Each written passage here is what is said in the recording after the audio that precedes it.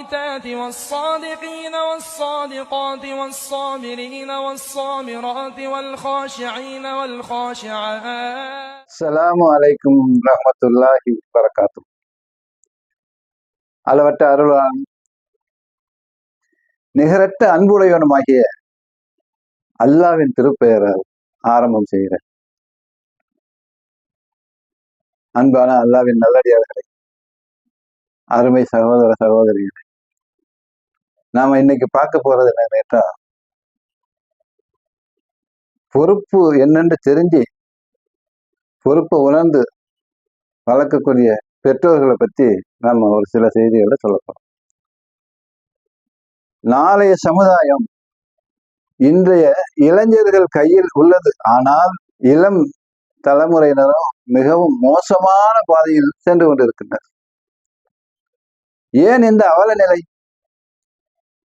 என கேள்வி எழுப்பினால், அடுத்த நொடி பொழுதில் இன்றைய நாகரிக வளர்ச்சியும் சமூக சீர்கேடும் தான் காரணம் என்று நம்ம சொல்றோம். என்னன்னு கேட்டா, நாளைய சமுதாயம் இளைஞர் கையில் இருக்குன்னு சொல்லிக்கிட்டு இருக்கிற போது அவர்கள் போற வழியை பார்த்துட்டு இதெல்லாம் சமுதாய சீர்கேடு அப்படின்னு சொல்லி தப்பிச்சுக்கிற பார்க்கணும். சில வருடங்களுக்கு முன் கோயம்புத்தூர்ல ஒரு செய்தி நமக்கு தெரிஞ்சு. என்னன்னு கேட்டா, கோயம்புத்தூர் நடைபெற்ற ஒரு சம்பவத்திற்கு தமிழகத்தில் உள்ள அத்தனை பேருமே ரொம்ப வருத்தப்படக்கூடிய ஒரு செய்தியா இருந்துச்சு. அதாவது சாய்பாபா காலனி என்று ஒரு பகுதி. அங்கு அழகான குடும்பம், தாய் தந்தையர், ஒரே ஒரு பெண்.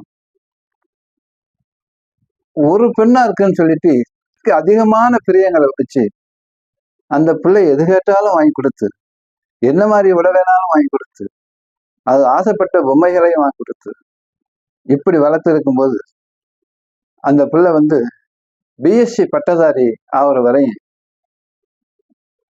அந்த மாதிரி ஒரு சலுகைகளை பெற்றோர்கள் செஞ்சு வச்சாங்க. ஆண்ட்ராய்டு மொபைல் போன் வாங்கி கொடுத்துருக்காங்க. இந்த போனை வாங்கினா கை சும்மா இருக்குமா? யார்கிட்டையாவது பேசணும், சக தோழியர்கள்ட்ட போனை பேசுறது, தோழர்கள்ட்ட போன் பண்ணி பேசுறது, சாதாரணமாக தான் பேச ஆரம்பிச்சிருக்கான். இதுல என்னன்னு கேட்டா, அந்த நண்பர்கள் வழியில ஒரு சாஃப்ட்வேர் இன்ஜினியர் அந்த பையன்கிட்ட பேசும்போது கொஞ்சம் வித்தியாசமான பேச்சுகளும் அவனுடைய பேச்சும் இந்த பொண்ணுடைய பேச்சும் நண்பர்கள் நெருக்கத்தை கொடுக்கக்கூடிய அளவுக்கு ஆயிடுச்சு. அந்த பொண்ணுக்கு வயசு 21. இப்படி பேசி பழகிட்டு இருக்கும்போது அந்த பையனோட சேர்ந்து பாய் ஃப்ரெண்டுங்கிற ஒரு பேரை வச்சுக்கிட்டு அங்க எங்க போறது, சுற்றுலா தலங்களுக்கு போறது. கேட்டா என்னோட ஃப்ரெண்ட்ஸு கூட்டமா போயிட்டு வந்தோம் அப்படின்னு சொல்லி வீட்டுல சமாளிக்கிறது. இப்படி ஒரு சூழல்ல இருக்கும்போது இவங்களும் நம்ம புள்ள நம்பிக்கையா தான் இருக்கும், அந்த பிள்ளை எந்த ஒரு தப்பான காரியங்களையும் விடாது. பெற்றோர்கள் நம்புனாங்க அந்த பிள்ளையுடைய பேச்சிலையும் அந்த பிள்ளைய வளர்த்த செலுத்தினாலையும். எல்லாரும் கேட்டா பிள்ளை வருத்தப்பட்டுருவோம் அப்படின்னு. இதுல அந்த ஒரு 2-3 வருஷத்துக்கு முன்ன நடந்த விஷயம் இது. அக்டோபர் மாதம் 16ஆம் தேதி அந்த பொண்ணு வீட்டுக்கு வரல. இவங்க என்ன பண்ணாங்க, மாதிரி பிள்ளைய சொன்ன டயத்துக்கு வர காணுமே அப்படின்னு சொல்லி அக்கம் பக்கத்துல விசாரிச்சாங்க. அதுக்கு தெரிஞ்ச தோழியர்மார்கள்ட்ட விசாரிச்சாங்க. எந்த பலனுமே இல்லை. அப்ப என்ன செஞ்சாங்கன்னா, சாய்பாபா காலனில உள்ள காவல் நிலையத்துல போய் புகார் கொடுக்குறாங்க.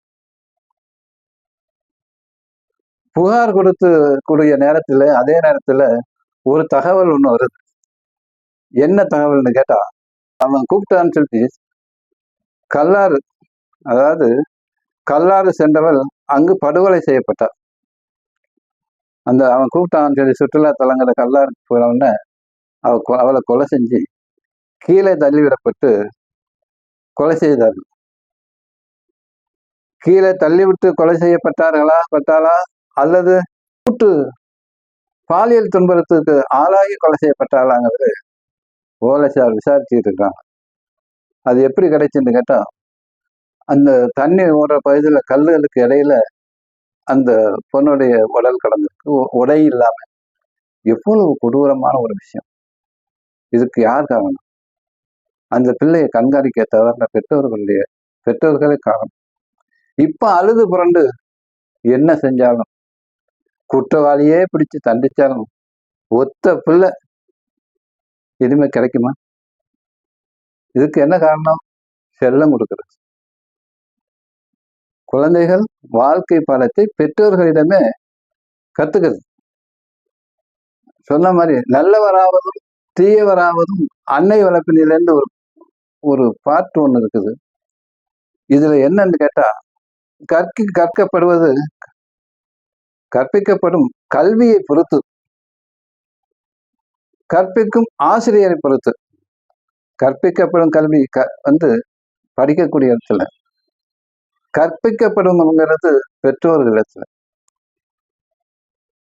பெற்றோர்களை பொறுத்தே அமைகிறது.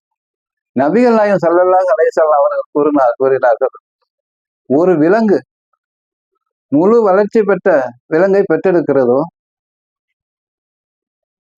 அதை போன்று எல்லா குழந்தைகளுமே இயற்கையாகவே பிறக்கிறது. விலங்குகள்ல ஊனமா எந்த விலங்குகளும் பிறக்கிறது இல்லை.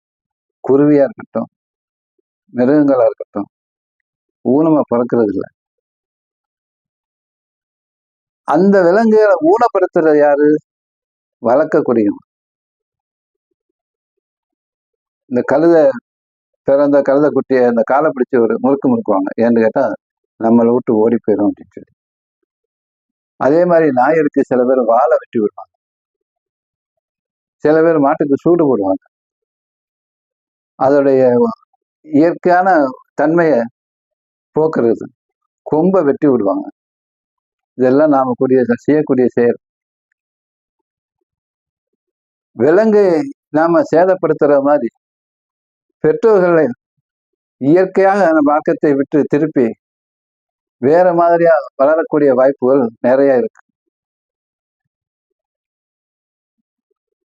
முதன்மை பொறுப்பாளி குழந்தையை வளர்த்தெடுப்பதில் தாய் தந்தை ஆகிய இருவருக்கும் பங்கு இருந்தாலும் தந்தையை காட்டிலும் தாயே முழு பொறுப்பாளி.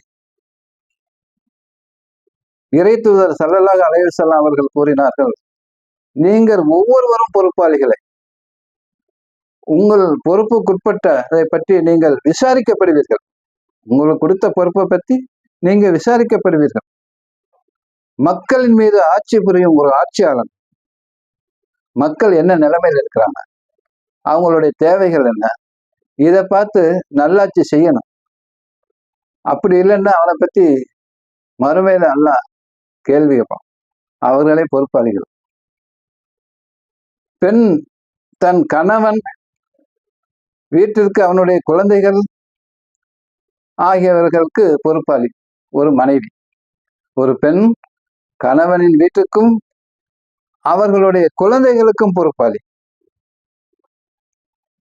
மறுமையில அதை பத்தி அப்பெண் விசாரிக்கப்படுவார்.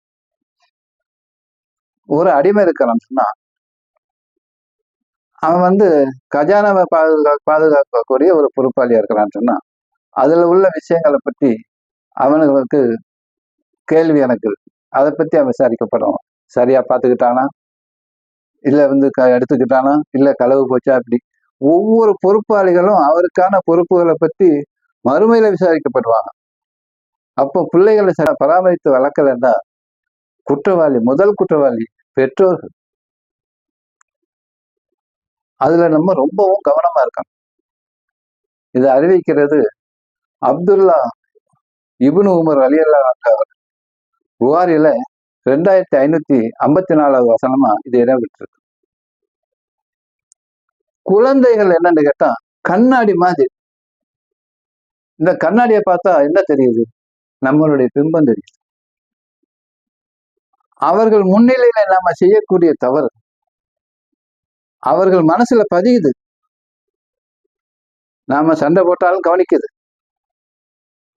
அல்லது அவர்கள் முன்னிலை என்னென்ன நம்ம செய்யறோமோ அத்தனை அது பார்த்து வளருது, நுணுக்கமாக கவனிக்குது. அதை போன்று தாமும் நடந்து கொள்கின்றனர். அந்த பிள்ளை பெற்றோர்களை பார்த்து தானும் நடந்தது. அதனால அவர்களின் வயதுக்கு மிஞ்சின பேச்சுகளையும் பேசுது, செயல்பாடுகளையும் குழந்தைகளையும் நம்ம காண முடியுது. இந்த மாதிரிலாம் பேசுதுன்னு சொல்லி ஒவ்வொரு மாற்றமும் பெற்றோர்களுடைய நடைமுறையிலிருந்து உருவானது. இதை புரிந்து கொள்ளாத பெற்றோர்கள் உபதேசம் எல்லாம் ஊருக்கு மட்டுமே, தங்களுக்கு அல்ல என்பது போன்று நடந்து கொள்கின்றனர். பொய் பேச்சு கூடாது. குழந்தைகளுக்கு உபதேசம் செஞ்சுட்டு அக்குழந்தையின் முன்னிலையில் தாங்களே போய் பேசுகின்றனர். டிவி பார்க்க கூடாதுன்றா, டிவி பார்க்க கூடாதுன்னு சொன்னா நீனும் பார்க்க கூடாது. நீ டிவிலே மூழ்கி இருந்தா அந்த பிள்ளையும் சேர்ந்தான் பார்க்கும். நீ கேம் விளையாடக்கூடாதுன்னு சொன்னா விளையாட நீ விளையாடுற, அதை பார்த்து அந்த பிள்ளைகள் விளையாடுது. நீ விளையாடாம இருந்தா விளையாடாது. கண்டிச்சிருக்கலாம். இப்ப கண்டிக்கும் போது அந்த பிள்ளை என்ன சொல்லும்? நீ விளையாடலையா, நீங்க விளையாடலையா, நாங்க விளையாடுற மட்டும் பெருசா கேட்க மாட்டீங்க இப்படின்னு சொல்லி அந்த பிள்ளைங்க கேட்கறதுக்கு ஒரு வாய்ப்பு அமைஞ்சது. தான் சரியா இருந்து தன் பிள்ளைகளுக்கு உபதேசம் செஞ்சோம்னு சொன்னா நிச்சயமாக அந்த தவிர அந்த பிள்ளைகள் செய்யவே செய்யாது. இப்படி சொல்லும் செயலும் வேறுபட்டதாக இருப்பினும் அதன் குழந்தைகள் என்ன செய்வார்கள்? நேர்முரணான காரியங்கள் அவர் எதையும் செய்வார்கள். சொல்லையா அல்லது செயலையா? பெற்றோரை சிந்தியுங்கள். வாழ்க்கை பாடத்தை போதிக்கும் தலை சிறந்த ஆசானான பெற்றோரே தவறுகளுக்கு காரணமாக இருக்கும்போது குழந்தைகளை குறை கூறுவதில் என்ன பிரயோஜனம் இருக்குது? நாம சரியா நடந்து தன்னுடைய பிள்ளையை சீர்திருத்தம் இல்லாது நம்ம செய்யறதே தப்பா இருக்குது. பிள்ளைகளை எப்படி சீர்திருத்த முடியும்? இதனால சீரழிஞ்சு போற விஷயங்கள் எவ்வளவு. நபிகள் நாயகம் ஸல்லல்லாஹு அலைஹி வஸல்லம் மக்களுக்கு எதை போதித்தார்களோ அதே போல் தானும் நடந்தார்கள். நான் தன்னுடைய பிள்ளைக்கு நம்ம என்ன சொல்றோமோ அதை முதல்ல பின்பற்றி நடக்க வேண்டியது பெற்றோருடைய கடமை. பிள்ளைகளுக்கு உபதேசம் பண்ணிட்டு கோணல நடந்தா அந்த பிள்ளைகளுக்கு என்ன நினைப்பாங்க? எப்படி அவங்க நேர்வழி பெறுவாங்க? இத்தகைய ஒரு நின்றைய நிலையை பெற்றோரிடம் இல்லாமல் போனதால் தான் அறிவுரை அர்த்தமற்றதாக சலிப்பானதாக மாறிடுச்சு. நம்ம நல்லா நடந்து சீர்திருத்தம் பண்ண வேண்டிய காலகட்டத்தில் நம்மளே சரியா நடக்கலைங்கன்னா அது அர்த்தம் இல்லாம போயிடும். மனிதர்களின் மனதை அறிந்து இறைவன் என்ன சொல்றான்னு கேட்டா, நம்பிக்கை கொண்டோரே, நீங்கள் செய்யாததை ஏன் சொல்கிறீர்கள்? நீங்கள் செய்யாததை சொல்வது அல்லாவிடம் கடும் கோபத்துக்கு ஆளாகும். அல்லாஹ் என்ன சொல்லிக்கிறான்டா 61வது அத்தியாயத்துல 2வது 3வது வசனத்துல அல்லாஹ் இந்த விஷயத்தை தெரிவிக்கிறான். நீங்க சரியா இருங்க.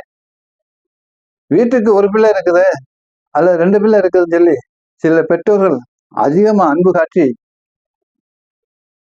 கொஞ்சம் கூட யோசிக்காம அன்போட பேர்ல கேட்டது என எதையும் யோசிக்காமல் வயது வரம்பின்றி பைக்கு, ஸ்மார்ட் போன், கம்ப்யூட்டர் போன்றவற்றை வாங்கி தந்து அழகு பார்க்கிறாங்க.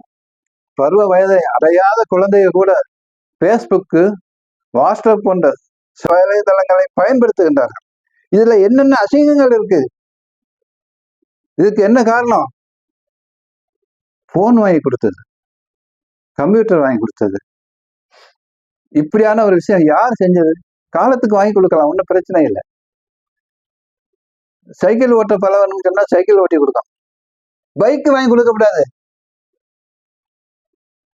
பிள்ளைகளுக்கு பாசத்துல சைக்கிளே ஓட்டலையா, பைக் வேணுமா? முன்னாடி பிள்ளை ஆசைப்பட்டான், வாங்கி கொடுத்து எங்கேயாவது இடிச்சு கையால் உடைஞ்சு போறா என்ன செய்வா?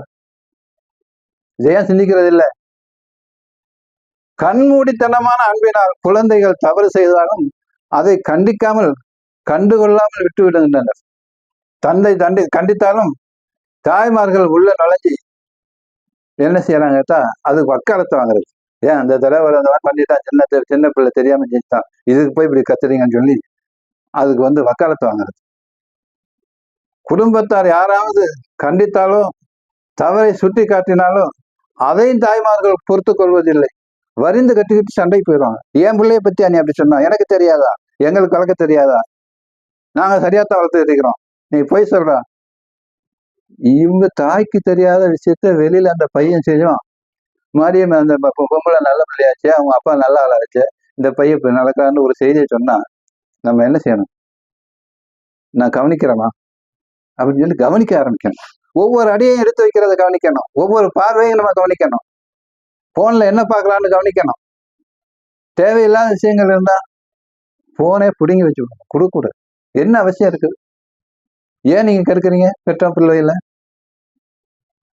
தாய்மார்களின் இந்த பாச உணர்வு தங்களுக்கு சாதமாக்கி கொண்டு அடம் பிடித்து மிரட்டி தங்கள் நினைத்ததை சாதித்துக் கொள்கிறார்கள். தாய் அதிகமா பாசம் வச்சுக்கிறாருன்னா அது வேணும் இது வேணும் குளிர்ந்து அழுது புரண்டு என்ன சாப்பிட மாட்டேன் கொள்ள மாட்டேன்னு சொல்லி சாதிச்சுக்கிறது அந்த பிள்ளைகளுக்கு ஒரு விஷயமாயிரு. தன் மகளார் மீது கொண்ட பாசத்தை எண்ணி ஒரு பாதி என்று வர்ணித்த ஏந்தல் நபி ஸல்லல்லாஹு அலைஹி வஸல்லம் அவர்கள் அந்த நேசம் ஒருபோதும் தவறுக்கு துணை போகாது என்பதை பிரகடனப்படுத்தினார்கள். தன்னுடைய மகள் திருடினாலும் நான் கையை வெட்டுவேன்னு சொல்லிக்கிறான். இன்னும் இதுல இருந்து என்ன விளங்குது? நான் நல்லா வளர்த்து இருக்கிறேன், அதுல பிசகு வர்றதுக்கு வாய்ப்பு இல்லை, அப்படி செஞ்சா கையை வெட்டுவேன். எந்த தகப்பன் சொல்லுவான்? என்னில் பாதின்னு சொல்லி ரசூல்லா சொல்லிக்கிறாங்க. அந்த மகளை பற்றியே திருடுனா கையை வெட்டுவேன்னு சொல்லிக்கிறாங்க. சொன்னா எவ்வளவுக்கு ஓர்மையா இருக்கிறாங்க, எப்படி பிள்ளை வளர்க்கணும்னு நினைக்கிறாங்க, எப்படி வளர்த்திருக்கிறோம்னு நினைக்கிறாங்க. இந்த மாதிரியான விஷயங்கள் நம்ம ரொம்ப கவனம் செலுத்தணும். பிள்ளைகளுக்கு அடிச்சு உதைச்சி காயப்படுத்தி திருத்த முயற்சிக்க கூடாது. அப்படி முயற்சி பண்ணோம்னா அவன் முரணான ஆகிறான். அவனுக்கு ஆசைப்பட்டு கேட்கக்கூடிய பொருளை வாங்கி கொடுத்துடணும். வாங்கி கொடுக்காம இருந்தா அந்த ஆசையினால வீட்டுல இருக்க காசை எடுத்துட்டு போய் வாங்கி திங்க ஆசைப்படுவான். நியாயமான பொருள், இது திண்டா உடம்புக்கு நல்லது, இது திண்டா உடம்புக்கு நல்லது இல்லை அப்படிங்கிறத தெரிஞ்சு அப்பா நம்ம இதை திங்கிறனால இந்த மாதிரி நோய் வரும், இதை திண்டு நான் இந்த மனசு இந்த மாதிரி இப்படி ஆயிட்டாங்க, அதுதான் சாப்பிடக்கூடாது அப்படின்னு சொல்லி இந்த பொருளை சாப்பிட்டா இந்த மாதிரி சத்து இருக்குது, இதை சாப்பிடுன்னு சொல்லி நல்ல கனிவான முறையில சொல்லி சரிப்படுத்தணும். அதான் தாய் தகப்பன். புள்ள ஆசைப்பட்டான்னு சொல்லி அவன் கேட்கறத வாங்கி கொடுத்தோம் சொன்னா பிறகு அவனுக்கு உடல்ல கோளாறு வந்தா யார் கஷ்டப்படுறது? தாயும் தகப்பனும். நல்லது கெட்டதை சொல்லி வளர்க்க வேண்டியது கடமை யாருக்கு? பெற்றோர்களுக்கு மட்டும்.